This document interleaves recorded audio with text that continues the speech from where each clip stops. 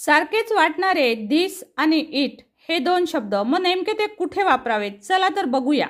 पहा, हे दिस काय आहे आणि दॅट इट काय आहे ते इथे दाखवलेलं आहे।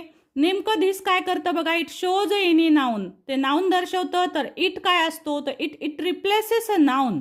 कसं ते पहा, this is a car, so it shows noun. This हा शब्द कार हे नाउन दाखवतो, पण इट कसा आलेला आहे, इट ह्या कार बद्दल आलेलं आहे। It is expensive, so car बद्दल आलेलं आहे, नामाऐवजी आलेला आहे। सो अशा पद्धतीनं दिस शब्द नाव दर्शवण्यासाठी तर इट शब्द नावाऐवजी वापरतात। असेच इंटरेस्टिंग माहिती तुम्हाला हवी असेल, ती पाहायची असेल तर आमच्या चॅनलला जरूर विजिट करा। वेगवेगळ्या प्रकारचे इंग्लिश बेसिक ग्रामर कोर्सेस आहेत, ज्याच्यामध्ये डे 1 टू डे 11 अशा प्रकारची सिरीज संपलेली आहे। तर अशा बेसिक गोष्टी शिकायच्या असतील तर आमचं चॅनल सबस्क्राईब करा, चॅनलला विजिट